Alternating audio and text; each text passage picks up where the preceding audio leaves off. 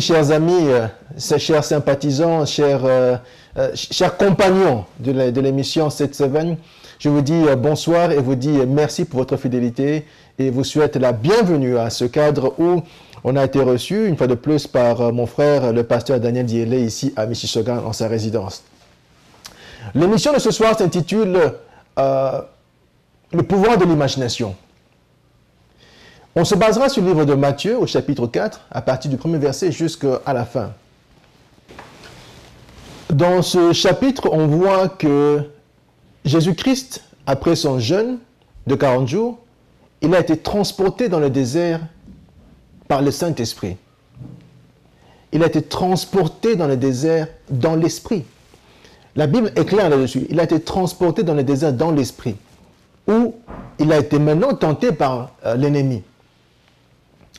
Transporté dans le désert pour être tenté. Tentation à 3 niveaux, par rapport à 3 questions clés de l'existence de tout homme, de toute femme adulte. Lesquelles? Premièrement, la question de la subsistance, ou la question en tout cas de la survie de tous les jours. L'ennemi le tente, lui dit, si tu veux prendre ces pierres et les transformer en pain, je verrai en effet que tu es le Fils de Dieu. Nous connaissons la réponse que Christ lui a donnée. Ça, c'est la première question, c'est la question de la subsistance ou la question de la survie. Deuxième question qu'il lui pose, c'était la question un peu plus intéressante, c'était la question de l'amour. Il lui dit, monte au-dessus de ce haut bâtiment et tombe, laisse-toi tomber. Parce qu'il est écrit dans ta parole qu'il enverra ses anges pour te secourir afin que ton pied ne puisse pas se heurter contre la pierre. Christ lui donne une réponse. Parce qu'en fait, c'est une question piège où il lui parlait d'amour. Si vraiment ton Père t'aime, lorsque tu monteras au-dessus de cet édifice et que tu tomberas, ton Père enverra ses anges pour te protéger. Christ lui répond, il dit que ça, ce n'est pas important. Il ne faut pas tenter le Dieu. Parce que l'amour, ce n'est pas une question de tentation. Alors, pour conclure, l'ennemi l'amène maintenant dessus, dans l'endroit élevé. Il lui dit, regarde tous ces royaumes. Si tu te prosternes devant moi, je t'offrirai tous ces royaumes. Alors, c'est la question du pouvoir. C'est la question du pouvoir ou du gouvernement. C'est la question la plus centrale, la plus fondamentale dans la vie de tout homme ou de toute femme adulte. Parce qu'on passe de la question de la subsistance de tous les jours, la question du pain, qui est la question élémentaire à laquelle tout homme adulte est confronté. On passe à l'autre étape, qui est la question de l'amour, ou la question de la vie dans un environnement d'amour. Et puis on montre maintenant au troisième niveau, qui est le niveau le plus élevé dans la vie de tout homme, qui est la question du pouvoir, la question du gouvernement. Alors l'ennemi lui dit, si tu te prosternes devant moi, je vais t'offrir tous ces royaumes. Christ alors lui répond, de la manière que nous connaissons. Mais les réponses que Christ lui a données, ce n'est pas ça l'objet de notre rencontre ce soir. L'objet de la rencontre, c'est de voir le cadre de cette conversation. Qui est d'abord, un cadre spirituel. Ce qui s'est passé ne s'est pas passé dans la chair, mais c'est passé dans l'esprit. C'est pour vous dire que c'était un combat dans l'imagination. L'ennemi confronte le Fils de Dieu et essaie de lui poser des questions pour voir s'il a la capacité de démontrer une imagination qui serait beaucoup plus grande ou supérieure à la sienne. D'abord, il démontre, il dit, bon voilà, si tu es le Fils de Dieu, montre que tu peux maîtriser la question de la subsistance. Christ dit que ça, ce n'est pas un problème, ça, ce n'est même pas une question pour moi.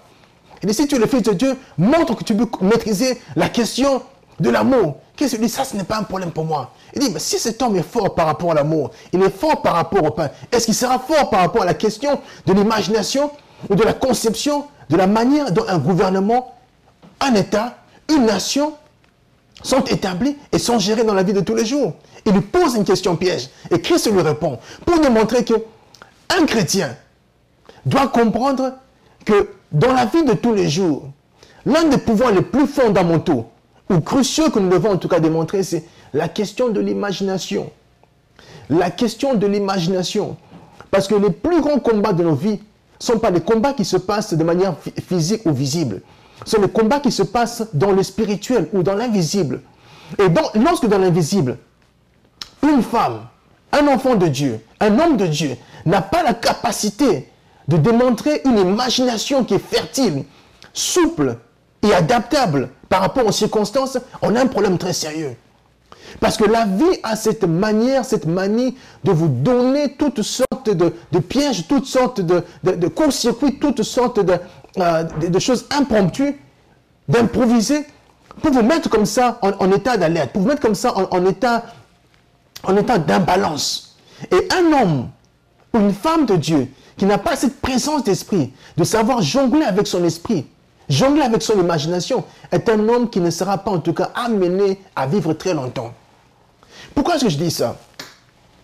Parce qu'au-delà de cette histoire de Matthieu 4, on se rend compte que le monde aujourd'hui traverse une fois de plus une situation où l'imagination de chaque enfant de Dieu est en tout cas appelée à se manifester. Au niveau de l'Afrique, beaucoup de gens se plaignent, disent que leurs votes ont été volés, leurs voix ont été volées, leurs gouvernements sont corrompus, leurs pays sont vendus, leurs âmes sont en train d'être hypothéquées par ceux qui sont au pouvoir. Ils sont en train de pleurer, de dire que le monde à l'extérieur a cessé d'avoir de la compassion par rapport à ce qui leur arrive. Mais si les hommes et les femmes de Dieu qui sont établis dans ce continent-là ne font pas montre d'imagination pour nous démontrer qu'en effet que même si on nous vole un pays, Dieu peut nous donner l'intelligence pour créer une nation.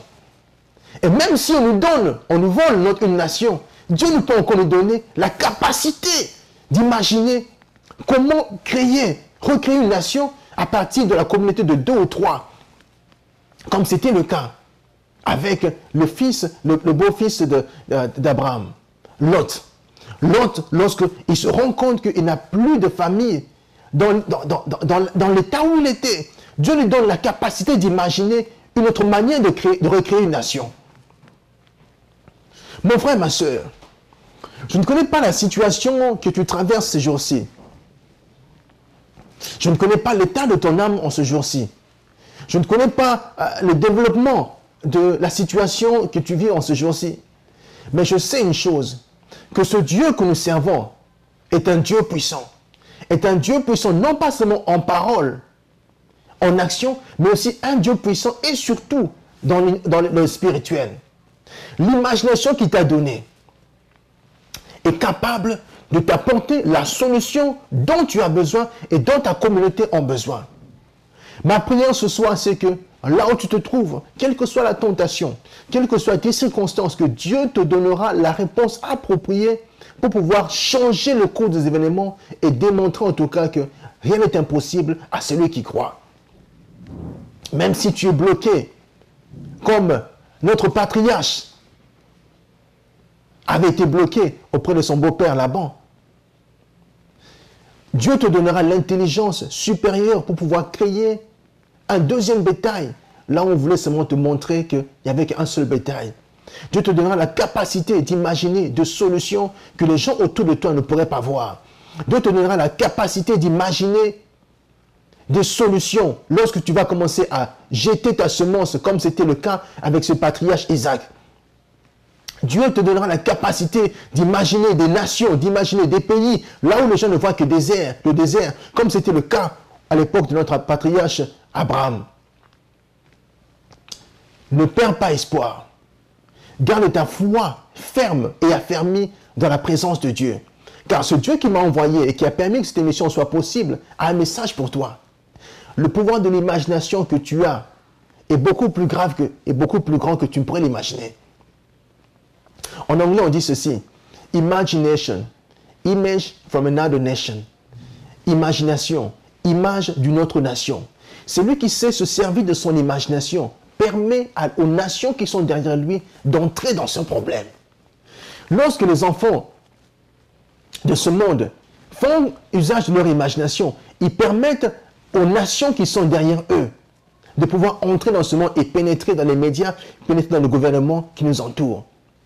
Même chose pour nous. Lorsque les enfants de Dieu se mettent alors à utiliser leur imagination, ils permettent alors aux nations qui sont derrière nous, c'est-à-dire les anges, c'est-à-dire toute cette armée céleste du royaume de Dieu, d'entrer dans l'environnement qui est le nôtre. Mon seul message ce soir, c'est simplement cela. image d'une autre nation, imagination, imagination. Permets à Dieu de devenir partenaire dans ton problème. Permets aux anges de devenir partenaires dans ton problème. Ne te limite pas à ce que tu vois, mais laisse que l'Esprit de Dieu ouvre ton imagination, ouvre ton discernement, ouvre ton esprit et voie l'armée qui est autour de toi, afin que tu puisses donner à Dieu la permission et l'autorité d'entrer et de changer le cours de ce monde tel que nous le connaissons. Domestique Soga, c'était votre serviteur, votre ami, Dimitri Broya, qui une fois de plus vous dit un grand merci pour votre fidélité, pour votre amour, pour votre patience et surtout pour vos mots d'encouragement. Merci pour tout ce que vous êtes en tout cas. Et je dis encore une fois de plus merci à mon frère, mon bien-aimé pasteur, le pasteur Diélé, que j'aime beaucoup, qui me permet une fois de plus de pouvoir fermer cette émission à partir de sa résidence. Que le Seigneur vous bénisse et à très bientôt. Au revoir.